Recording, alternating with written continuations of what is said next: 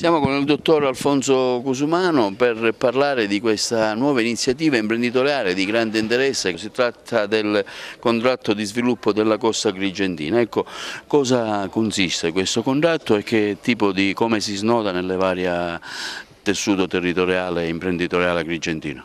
Sì, il contratto di sviluppo del quale io mi sto occupando è uno strumento della programmazione negoziata. Sono finanziamenti posti in essere dal Ministero dello Sviluppo Economico e ha affidato all'Agenzia Invitalia la fase dell'istruttoria e della valutazione di questi progetti.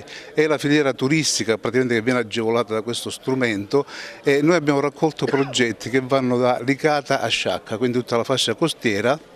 In più ci sono anche delle iniziative dell'entroterra con i comuni di Naro, Racalmuto, Palma e via dicendo.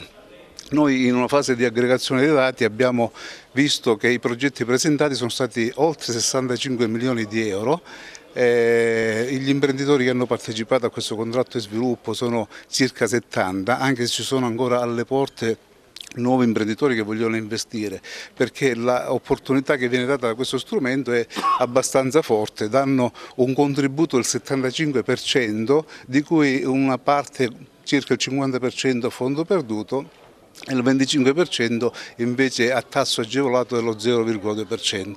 È uno strumento estremamente interessante, come i patti territoriali, si chiama programmazione negoziata perché viene negoziato questo pacchetto di investimenti con il Ministero, sempre attraverso l'Agenzia di Invitalia, e quindi viene praticamente dimensionato la quantità del contributo a fondo perduto e di quello agevolato rispetto alle esigenze del territorio.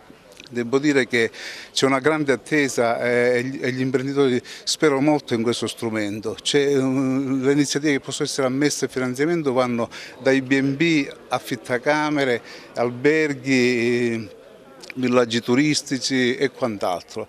Quindi praticamente gli investimenti fino adesso proposti riguardano tutti i vari settori. Oltre ai finanziamenti che riguardano attività ricettive si possono finanziare anche una parte dei settori che riguardano la ristorazione, stabilimenti balneari, eccetera.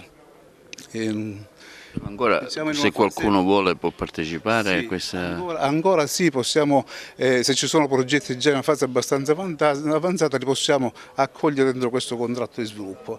Devo dire una cosa che è importante. Siccome ci sono dei limiti posti per la partecipazione, per superare questo limite di importo, che era 1,5 milioni a progetto, stiamo cercando di costituire un contratto di rete, quindi anche imprenditori che hanno piccole iniziative, quindi iniziative che vanno anche dai 50.000 euro a salire, possono far parte di questo contratto di rete e quindi vengono abbattute questi limiti e molta gente sta cercando di partecipare per ottenere questo finanziamento. Devo dire che le amministrazioni comunali sono state molto attente, hanno fatto promozione territoriale, hanno invitato gli imprenditori e hanno aderito, tranne qualche sindaco, amico nostro, voglio dire, che potevano aderire, fare qualcosa, invece purtroppo ancora non ci hanno dato questa possibilità.